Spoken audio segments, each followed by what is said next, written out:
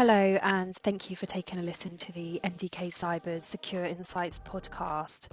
As always, first and foremost, we are a cybersecurity talent organization working anything from go-to-market roles all the way through to the more technical side. Now, we started this podcast a couple years ago now to really give a platform for people to come on, share stories, and any insights about the industry that we're all just so passionate about. For this week's episode, I'm happy to be joined by Josh Chitwood, a senior sales engineer over at Rubrik. In this episode, we're really going to get stuck into the DSPM landscape, its global adoption, cyber resilience, and of course, its importance. As always, all the views here are opinions of Josh and not Rubrik. So my name is Josh Chitwood, senior sales engineer, currently working for Rubrik. Prior to that, I've been in the industry about 20 years. Heavy infrastructure related background is kind of where I started. So it's kind of weird that I started there, ended up in security.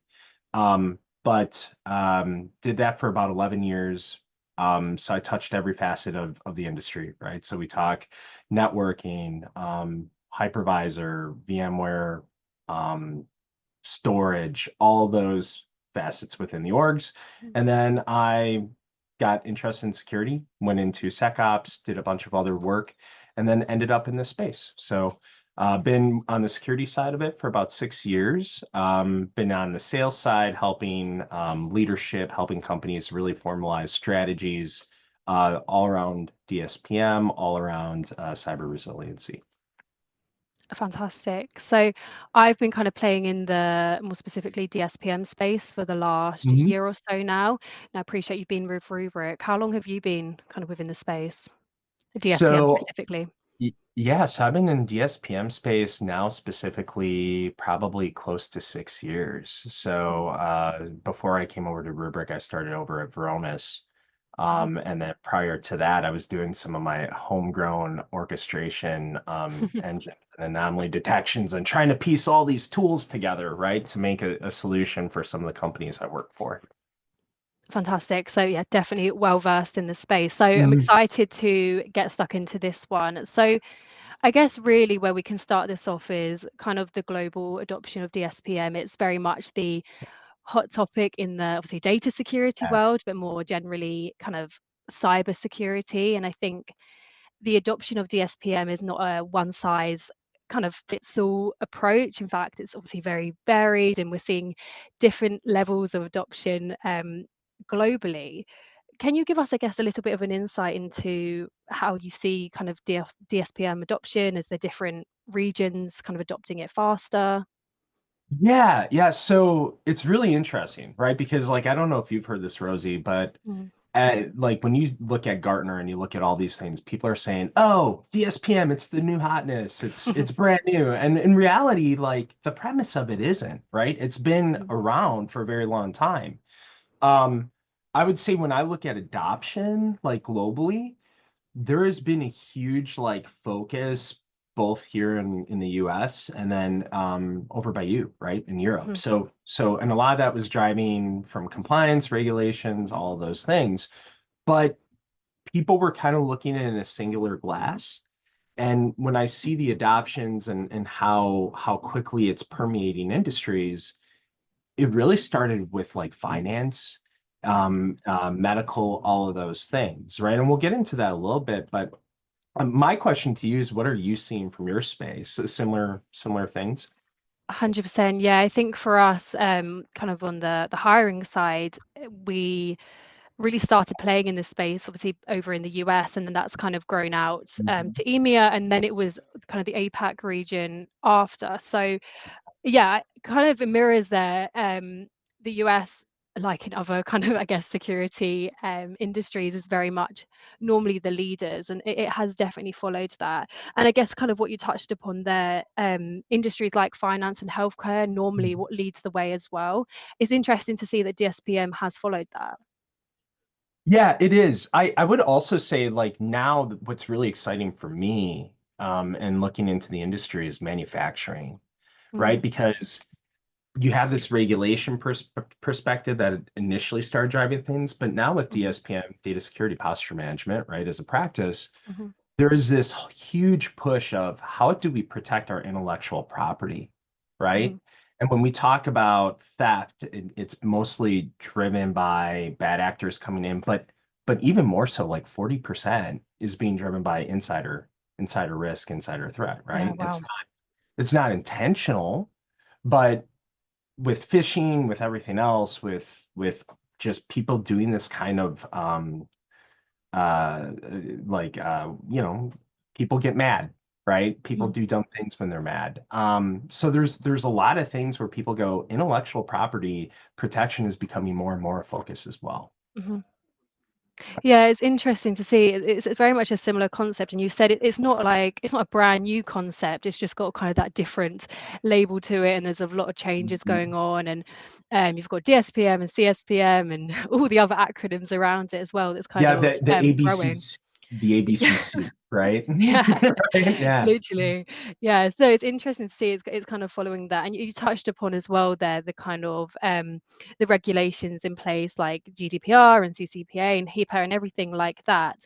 Hmm. Do you think there's some kind of, I guess, like regulation pressure that's kind of pushing this growth as well? Like, Yeah. Yeah. So when mm, I look at like DSPM, and what it's doing, it's doing a couple things, right? But mhm, when we talk about the regulation pressure, and it's a really good question. When you talk mhm, about the regulation pressure, what happens after an attack, um, if you have to abide by regulations and you can't produce, or a CISO or a CIO or a company can't produce the impacted files, especially in Europe?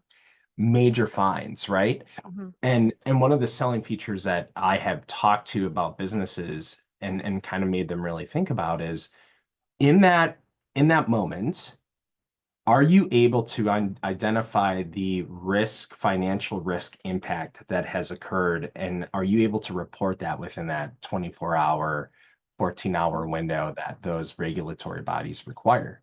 And mhm, almost sadly, like a lot of the organizations out there will go, well, we're fine. We got this. We're okay. It's mhm, like, how have you tested it? Have you done proper like risk assessments? Have you done, hey, am I able to easily pull these things? And they go, yeah. What happens if your front end tools are down? How are you then able to pull some of that information, right? So mhm, that like when we talk DSPM as a whole, the idea is understand the DNA of the data, understand what's happening in real time with the data, how mhm. to track it, but also in that breath, because you're doing that, you're able to then identify proactive ways to reduce the overall risk like impact if an attack would happen. I think, yeah, you kind of said there it's in real time and it's having full visibility into your data and Mhm. like who has access to it and kind of what they're Yeah. doing with it and everything else in Mhm. between there. So I guess then it kind of goes on and we'll touch upon this a little bit later, but do you prioritize a DSPM solution as like a standalone or do you kind of have more of like a I guess some companies like label as DSPM, but it's more kind of similar functions that are being integrated into their cybersecurity platform. Is that kind of, do we talk about, I guess, standalone platform versus a broader strategy?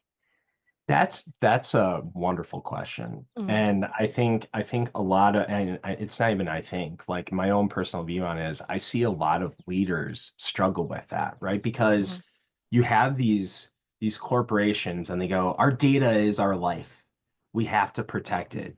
If our data gets compromised, if any of those things happen, mhm, we're done. We're donezo. We're in a really bad situation. mhm, But in the same breath, they have to look at and be fiscally responsible, right? So this kind of goes back to where do we, the age old question of where do we invest our money to best protect the company? And historically, it's always been we have to invest our money in like tools that prevent these things from happening, right? mhm, So firewall, endpoint detection, like all that stuff. But that's only tracking um like anomaly detections, like bad actor patterns. It's not detecting what bad actors are going after from the data perspective, mhm, right? So long story short, the way that I describe this to like people I work with, and coworkers and other people that work in other companies describe this is it's not so much a question of do I put all my money here, here, here? It's more about to leadership. How do you get strategic and optimize that cost while you're Mhm. doing it, right? And in that same vein, it's how can you do it in a way that is going to quickly provide you with the capabilities Yeah. of being able to say, here's all my CCPA data, for example, right? Mhm. Or here's all my data here, and oh man, this is really risk adverse. Like it's bad. Mhm. It's open permissions. It's bad. How can I clean this up? Clean it up immediately, but in the same vein, how can you, in the middle of attack, be able to identify that bad actor in case front end tools are compromised, Mhm. overlay, and then restore that data back immediately so you're not losing income from your business operations. Does that make sense? I rambled a little bit, Yeah. but No, I appreciate you kind of running all through that. It's obviously you're a much more technical person than I am. So, yeah, no, thank you for kind of running through that. And I think you touched upon kind of the importance there, and we've spoken about kind of how it's been adopted globally and differently, Mhm. and we'll go into a lot more detail. Yeah. I guess why really has DSPM become such a critical component for cybersecurity? Like where do you think it's kind of where did the shift come from in the last, let's say, 5 or 6 years? Yeah, that's a really good question Mm, too. So here's here's here's where it kind of like came to a head. mhm, So since 2018, there has been a significant investment in ransomware prevention, right? mhm, We're going to do this, we're going to prevent it, we're going to restrict it from coming into the environment, we're going to be fine. Um, Guess what happened though? The more that the investment occurred, do you mhm. think ransomware attacks were going down? No. No, No, no, right? yeah. We're in the same industry, Mm, so we know that that's not the mhm, case. So then the question like started going, well, how can I get ahead of it? And similar to what I said before, mhm, identify the risks within the organization from a mhm, data perspective and reduce those risks so the impact is lessened. That's mhm, where it started, right? But then it continued to evolve because it was this thought of, okay, if I can do that proactively, how can I now in real time take my identity layer, infuse that with everything within my technical stack and go, hey, I know that Josh with anomaly detection and machine learning and everything else loves to open up this file once a day, right? mhm, All suddenly Josh is opening 100 files a day, or Josh is doing something he's not supposed to be doing, which then allows the company in real time to react even quicker, mhm. right? So, Yeah. so I'm taking you on this journey where we go preventative, um, lessen time of reaction, and then overlay the ability for a company to say, this is everything that was impacted. But hey, because of this lessened time and we were able to react quickly, instead of that bad actor being in there for 2 days, they were only in Mhm, there for 2 hours. And oh, mhm, look, now we only have three sensitive files compromised instead of 3,000, mhm. right? And if we circle back to what we were talking about before, remember what I was saying with the sensitive data regulatory impact, right? Yes, yeah.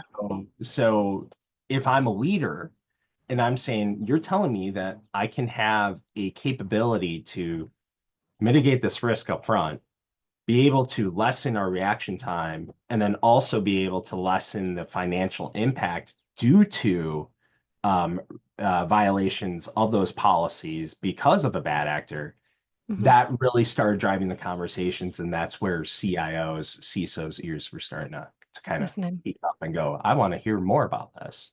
Mhm.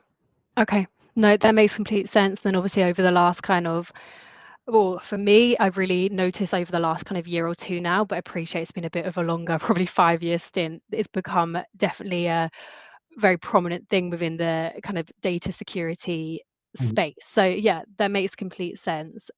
Um, and I guess as well, we've kind of just discussed what kind of where it came from and why it was so critical. But implementing it itself can obviously be quite kind of complex, and we've spoke about it then. What are the kind of most common, I guess, roadblocks that you're seeing?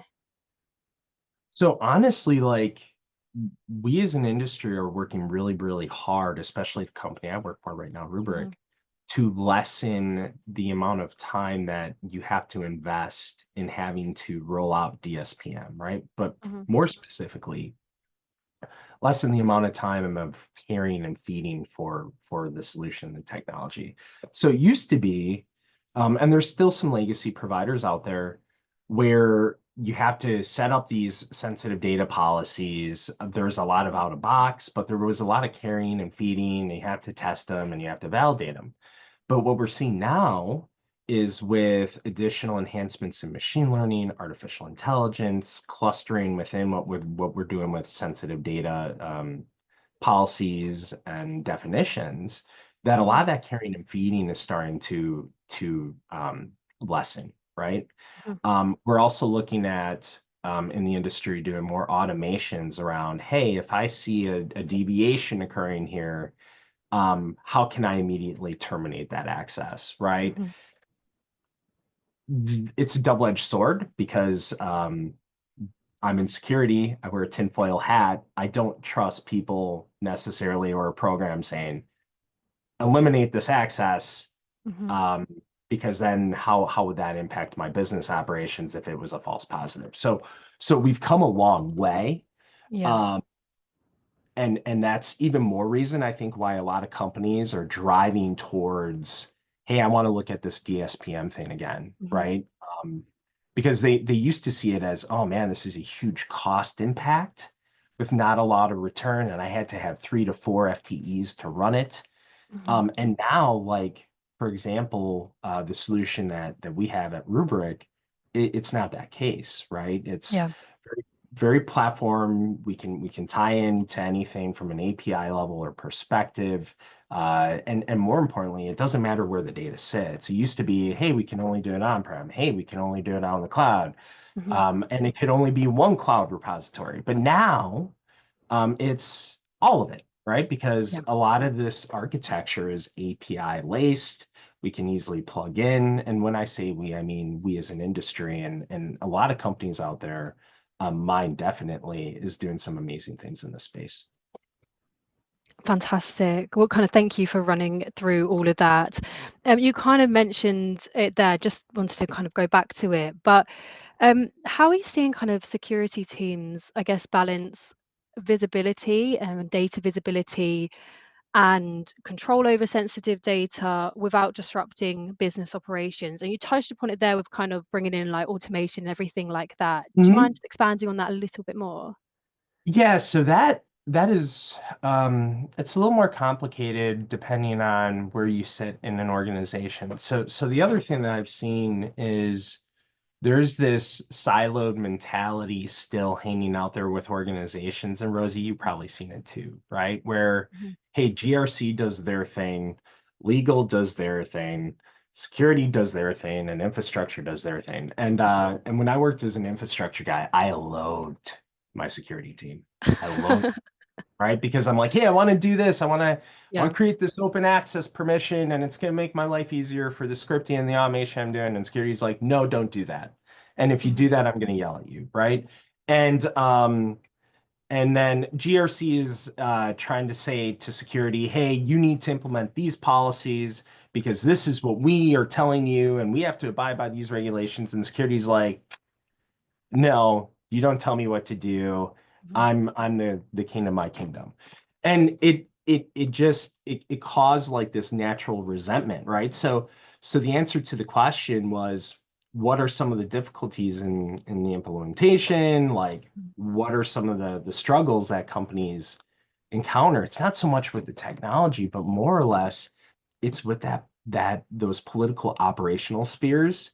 Yeah. And one of the things that's been really exciting for me to see is, and it's going to sound a little weird, this analogy, but is DSPM to me is like kind of using that tool to tear down those walls, right? Like Mhm. I'll embrace my inner American and say like when Ronald Reagan went to Gorbachev and was like tear down that wall, it's literally the same idea, right? Because Yeah. it's going, hey, you don't have to do this. Like GRC, we can look at essentially like organized platform. You can have your own dedicated RBAC access.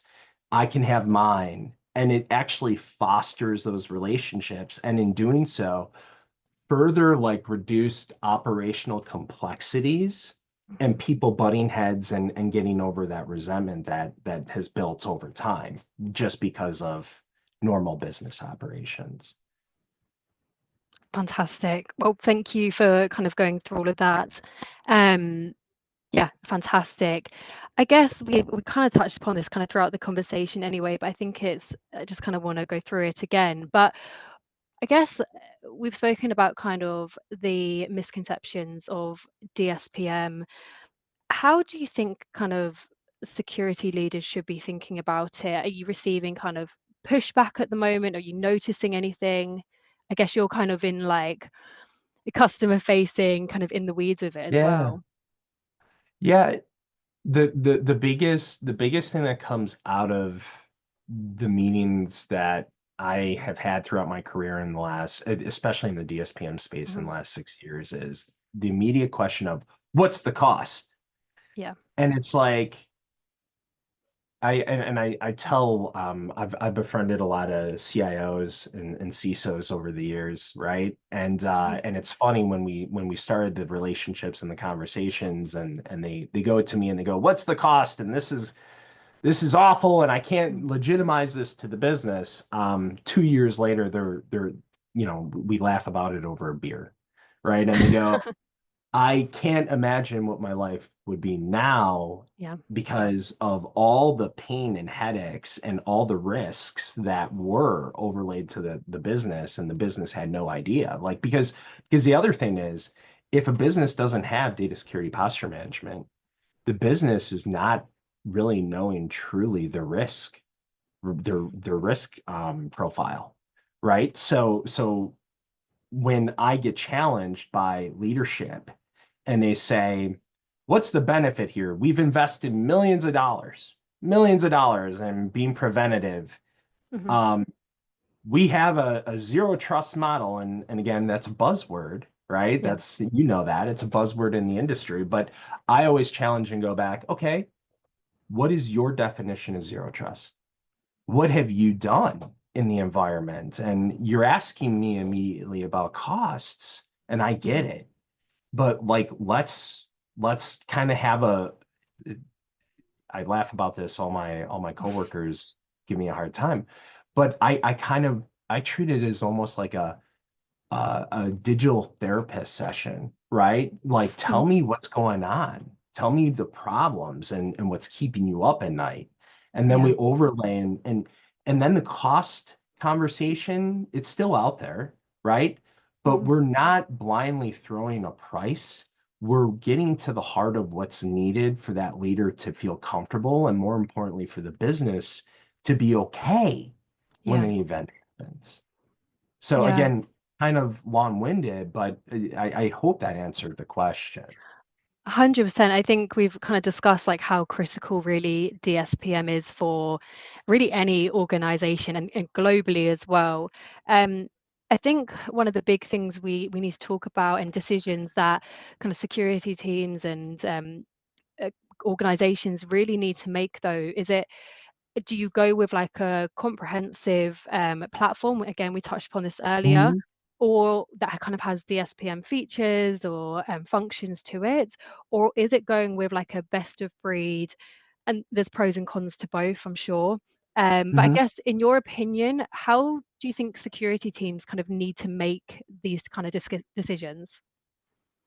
Yeah, so that's a really good question. Mhm. So the way that I always advise any of my customers to go through this is essentially twofold. It's Mhm. when you look at the investment that you've made in your front end tools, right? Mhm. and you're saying, okay, we did this with prevention in mind. What happens if an attacker does get in and compromises those tools, right? And we fill the gaps and we build together an idea of what that map looks like and where the gaps are. Mhm.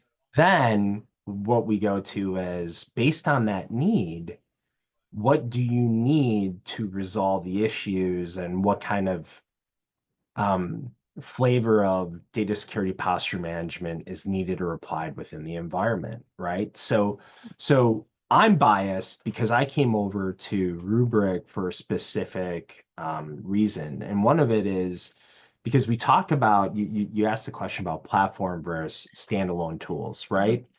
There are a lot of DSPM tools out there that are standalone that run on VMs that are attached to a hypervisor, right?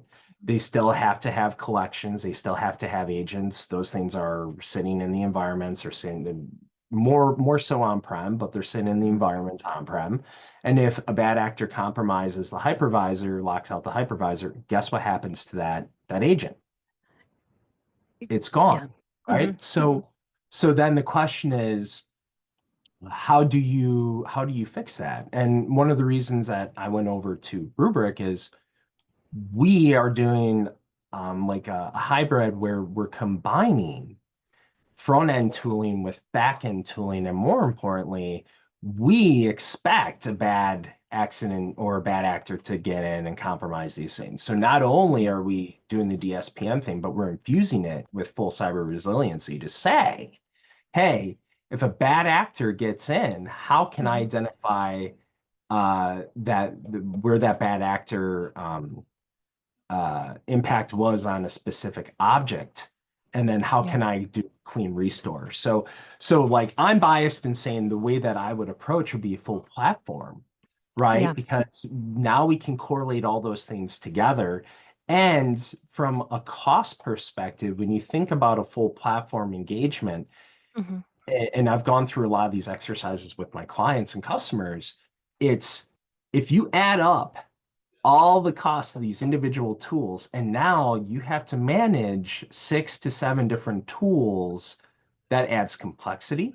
It Yeah. adds resource like constraints. It adds the possibility of needing to add another, full-time employee, FTE, two, three, Mhm. whatever. And it's really just my advice to those organizations, to those leaders, is assess, like really get in, work with your vendors and challenge your vendors to say, hey, how can you do it better?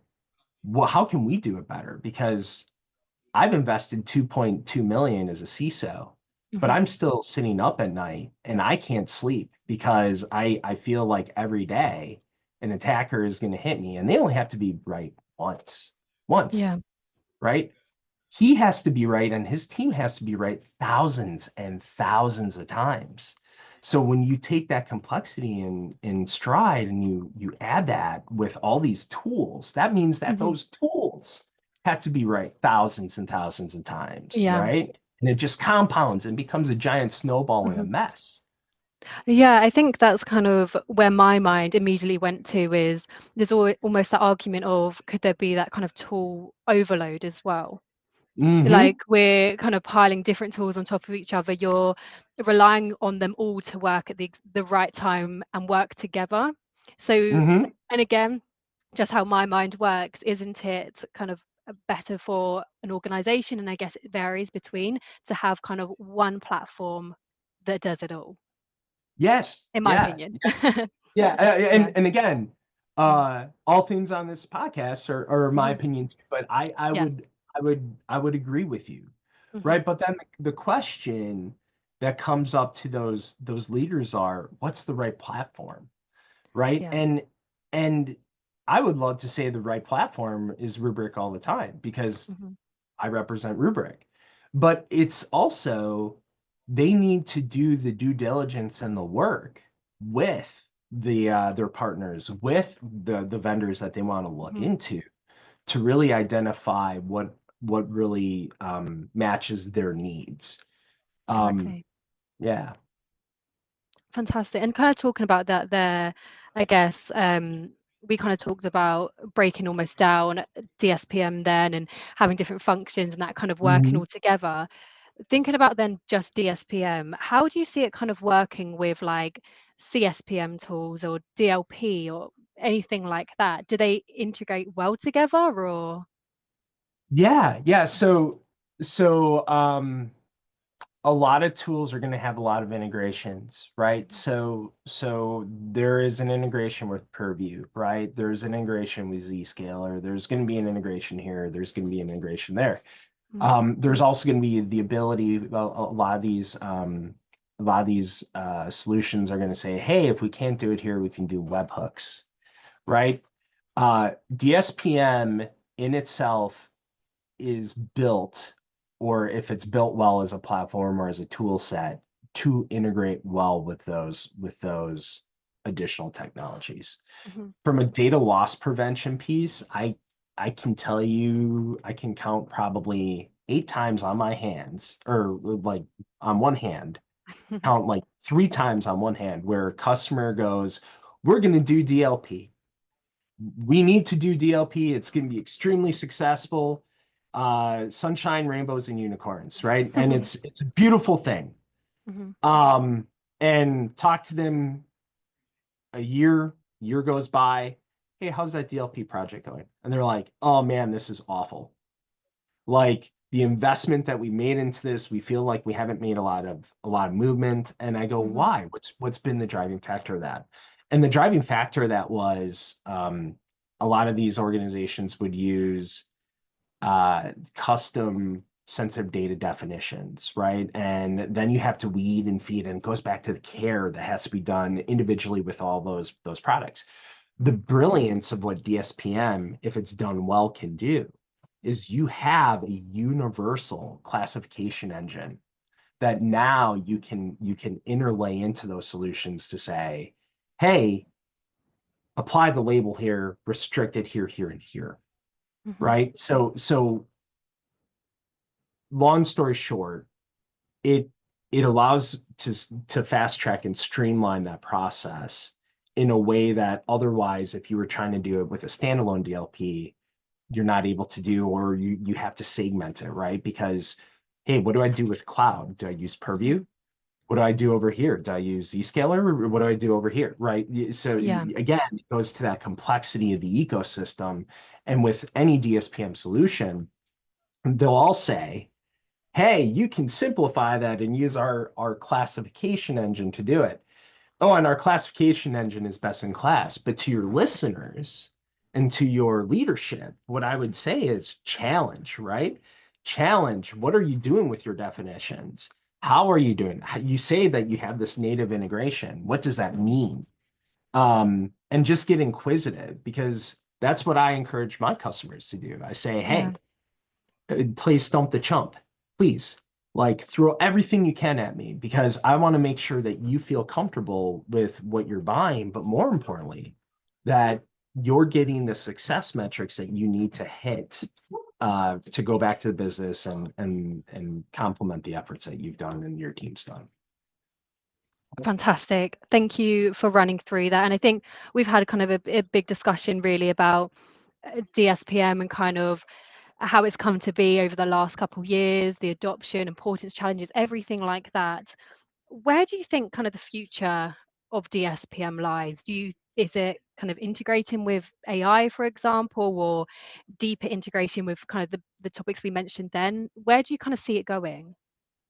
All of it. Yes. Yeah. Yes, across the boards. Mhm, There is significant investments occurring within AI and AI enhancements around how can we take the real-time feeds that are coming out of DSPM, from the APIs, and how can we interlay it, and how can we do those automations? And that work's already starting, right? There's mhm. there's a lot of progress that's happening within that sphere, and I can only imagine that it's going to continue to increase exponentially over the next 2 years, 2 to 3 years. Mhm.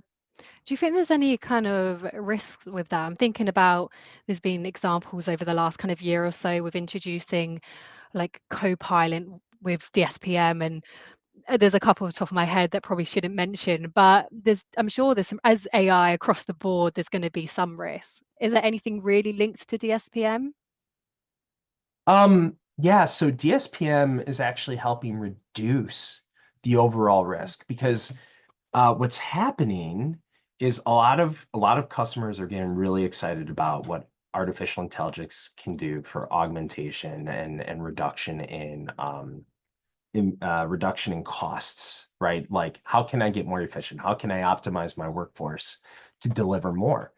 And for example, what we do, we run our DSPM engine in all those cloud environments, and we're essentially cleaning those cloud environments to say, remove all this sensitive data, remove anything that has personal identification in it, highlight what those things are, get those things cleaned up, and then run your AI learning engines and your ingestions so that you're not ingesting and carrying that risk over into an AI model that could accidentally disperse that information where it shouldn't. Mhm. Amazing. Thank you. And I think the evolution of DSPM is obviously a game changer It for is. Yeah. this space. So thank you for kind of sharing your insights today. Before we do wrap up and everything, is there anything that you'd like to add, or any kind of piece of advice for organizations, or even just more generally anyone in the space? Yeah, I would advise to your leaders, right? Leaders in any organization to embrace a partnership with any DSPM vendor to say and challenge, listen, I don't want you to be another vendor. I want you to be my partner. And really like have them take that methodical approach that I just described in what I do with my customers to say, hey, what is wrong? Let's get to the bulk of it. How can we help? The other thing that I would want to ask you real quick is, so you're obviously in the business of hiring, right? Putting people Mhm. in these positions.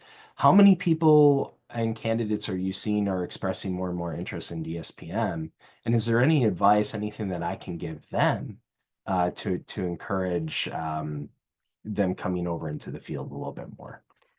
Yeah, to be fair, I speak to people on a daily, and as soon as I kind of mention the vendors that we obviously are involved with, which is largely in the DSPM space, everyone is interested in kind of making that move. Mhm.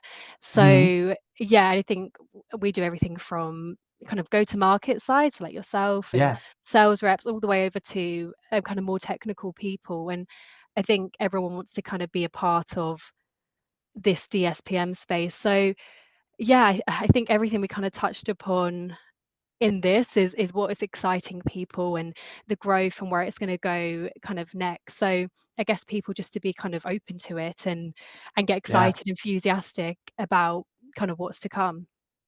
Yeah, that's amazing. I would add to any of those individuals, like when you look at, especially on the technical side, when you look at Mhm, wanting to get more and more involved, put focus on really understanding the intricacies of how everything works, mhm, right? And like my background is very well-rounded, and there's a reason why I am where I am. It's because I was mhm. able to build out that knowledge over time, apply it across all technical stacks, and I understand how all those things interact and need to work. And that's pivotal to a successful DSPM engineer architect. 100%. Well, love that. Thank you so much for your time today. I really do appreciate kind of your insights and everything. And obviously, to the listeners, we'll catch you in the next one. Thank you, Rosie. Perfect. Thank you so much.